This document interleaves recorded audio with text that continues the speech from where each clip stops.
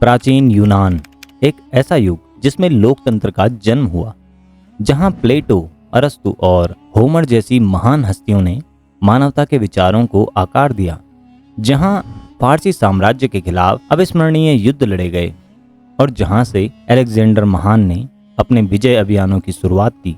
इस एपिसोड में हम प्राचीन यूनानी सभ्यता के विभिन्न कालखंडों का अन्वेषण करेंगे, कांस्य युग की शुरुआत से लेकर हेलेनिस्टिक राज्यों के उदय और पतन तक।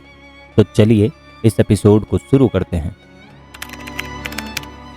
इस कहानी की शुरुआत होती है लगभग 3000 ईसा वर्ष पूर्व, जब क्रेट द्वीप पर मिनोवंश का उदय हुआ। मिनोवंश अपने उन्नत वास्तुकला, रंगीन कला और शक्तिशाली नौसेना के लिए जाने जाते थे। उनकी सभ्यता भव्य महलों के इर्द गिर्द विकसित हुई, जैसे कि क्नोस का महल, जो प्रशासनिक और धार्मिक केंद्र के रूप में कार्य करता था। जब मिनोवंश समृद्ध हो रहे थे, तब मुख्य भूमि पर एक और सभ्यता का उदय हुआ। ये पहले यूनानी माने जाते थे, जिन्होंने माइकनी और पाइलोस जैसे किलेबंद शहरों का निर्माण किया। उनकी संस्कृति, जिसे होमर की महाकाव्यों में अमर किया गया है, योद्धाओं और राजाओं की थी। उन्होंने मिनोवंश से बहुत कुछ अपनाया, लेकिन उनका समाज अधिक सैन्यवादी और श्रेणीबद्ध था। लगभग 1200 ईसा पूर्व के आसपास दोनों सभ्यताओं का पतन शुरू हुआ। इसका कारण आज भी बहस का विषय बना हुआ है, लेकिन सिद्धांतों में प्राकृतिक आपदाएं, आक्रमण और आंतरिक संघर्ष शामिल हैं। जैसे जैसे उनकी शक्ति कम हुई, यूनान अंधकार युग में प्रवेश कर गया, एक ऐसा समय जब कांस्य युग की बहुत सी ज्ञान और सांस्कृतिक उपलब्धियां खो गई। डार्क एज के बाद आर्काइल पीरियड का उदय हुआ, जो शहर राज्यों या पोलिस के उभरने से चिन्हित हुआ। स्वतंत्र और कट्टर प्रतिस्पर्धी प्रत्येक पोलिस ने अपनी सरकार, रीति रिवाज और पहचान का विकास किया। इनमें से एथेंस और स्पार्टा सबसे प्रसिद्ध बने। इस अवधि के दौरान जनसंख्या वृद्धि और संसाधनों की आवश्यकता ने यूनानियों को भूमध्य सागर और काला सागर के चारों ओर उपनिवेश स्थापित करने के लिए प्रेरित किया। सिसिली से लेकर एशिया माइनर के तट तक यूनानी संस्कृति ने दूर दूर तक फैलाव किया, जिससे व्यापार नेटवर्क स्थापित हुए, जो मुख्य भूमि में धन और नए विचारों को वापस लाया। फोनीशियनों से अपनाई गई यूनानी वर्णमाला ने कविता, कानून और इतिहास को दर्ज करने की अनुमति दी। नई प्रकार की सरकारें उभरी, जिनमें कुलीन तंत्र और लोकतंत्र के प्रारंभिक रूप शामिल थे, जो उस राजनीतिक ढांचे की नींव रख रहे थे जो आगे आने वाले क्लासिकल यूनान को भी परिभाषित करेगा। क्लासिकल युग, जो लगभग 500 ईसा वर्ष पूर्व शुरू होता है, अक्सर यूनानी संस्कृति का शिखर माना जाता था। यह वह युग था जब सोक्रेटिस, प्लेटो और अरस्तु जैसे दार्शनिक, सोफोकल्स और यूरिपिडीज जैसे नाटककार और पार्थेनान जैसे भव्य वास्तुशिल्प के रचनाकार उभरे। एथेंस विशेष रूप से यूनान का सांस्कृतिक और बौद्धिक केंद्र बन गया। इस अवधि को संघर्षों ने भी प्रभावित किया। यूनानी शहर राज्य फारसी साम्राज्य की ताकत के खिलाफ खड़े हुए।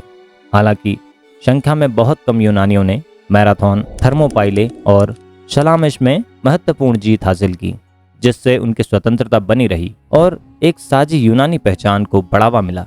हालांकि फारसी युद्धों में गढ़ी गई एकता लंबे समय तक नहीं चली। एथेंस और स्पार्टा, जो दो सबसे शक्तिशाली शहर राज्य थे, एक कड़वे संघर्ष में उलझ गए। इस क्रूर संघर्ष ने यूनान को कमजोर कर दिया, आंतरिक कलह को जन्म दिया और शहर राज्यों को बाहरी शक्तियों के प्रति संवेदनशील बना दिया। जब यूनानी शहर राज्य आपस में लड़ रहे थे, उत्तर में एक नई शक्ति उभर रही थी, मैसेडोन। राजा फिलिप द्वितीय के नेतृत्व में मैसेडोन एक शक्तिशाली सैन्य शक्ति में बदल गया। युद्ध और कूटनीति में फिलिप के नवाचारों ने उन्हें यूनान पर प्रभुत्व स्थापित करने की अनुमति दी और उनके पुत्र अलेक्जेंडर को इतिहास के सबसे असाधारण सैन्य अभियानों में से एक का नेतृत्व करने का मार्ग प्रशस्त किया। अरस्तु द्वारा शिक्षित अलेक्जेंडर महान फारसी साम्राज्य और उससे आगे को जीतने के लिए निकले। उनके अभियान उन्हें एशिया माइनर, मिस्र, फारस और भारत तक ले गए, जिससे प्राचीन दुनिया का सबसे बड़ा साम्राज्य बना। लेकिन अलेक्जेंडर की जीत केवल भूभाग के बारे में नहीं थी। उन्होंने 3 महाद्वीपों में यूनानी संस्कृति और विचारों का प्रसार किया, जिसे अब हम हेलेनिस्टिक काल के रूप में जानते हैं। 323 ईसा पूर्व में अलेक्जेंडर की मृत्यु के बाद उनका साम्राज्य कई हेलेनिस्टिक राज्यों में विभाजित हो गया। उनके सेनापतियों द्वारा शासित ये राज्य यूनानी संस्कृति और प्रभाव को फैला रहे थे। इस अवधि के दौरान यूनानी और पूर्वी संस्कृतियों का समन्वय एक स्थायी विरासत छोड़ गया, जिसने सदियों तक कला, विज्ञान और दर्शन को प्रभावित किया। हेलेनिस्टिक काल को यूनानी और पूर्वी संस्कृतियों के मिश्रण द्वारा चिन्हित किया गया था। अलेक्जेंड्रिया जैसे नए शहर, विशेष रूप से मिस्र में, सीखने और संस्कृति के केंद्र बन गए।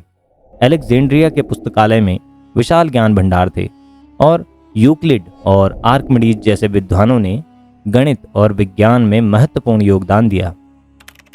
हेलेनिस्टिक कई शक्तिशाली राज्यों में विभाजित थी, जैसे मिस्र में टोलेमी, एशिया में सेल्यूकिड और मैसेडोन में एंटिगोनिड। ये राज्य अक्सर एक दूसरे के साथ युद्ध में रहते थे, लेकिन उन्होंने व्यापार, सांस्कृतिक आदान प्रदान और यूनानी प्रभाव को एगियन सागर से बहुत दूर तक फैलाया। अपनी शक्ति के बावजूद हेलेनिस्टिक राज्य अंततः एक नई उभरती हुई शक्ति रोमन गणराज्य के अधीन हो गए। 31 ईसा पूर्व तक क्लियोपेट्रा और मार्क एंटनी की एक्टियम की लड़ाई के हार के साथ हेलेनिस्टिक काल का अंत हो गया और यूनान रोमन साम्राज्य का हिस्सा बन गया। लेकिन हेलेनिस्टिक संस्कृति की विरासत बनी रही, जिसने रोमन साम्राज्य को प्रभावित किया और इसके माध्यम से पूरे पश्चिमी दुनिया को प्रभावित किया। प्राचीन यूनान की सभ्यता ने आधुनिक जीवन के कई पहलुओं की नींव रखी, जैसे लोकतंत्र, दर्शन, विज्ञान और कला। इसका प्रभाव हमारे चारों ओर देखा जा सकता है, इमारतों से लेकर उन विचारों तक जो हमारी दुनिया को आकार देते हैं। जब हम इस अद्वितीय सभ्यता को देखते हैं तो हमें मानव रचनात्मकता और ज्ञान की खोज की निरंतर शक्ति का स्मरण होता है।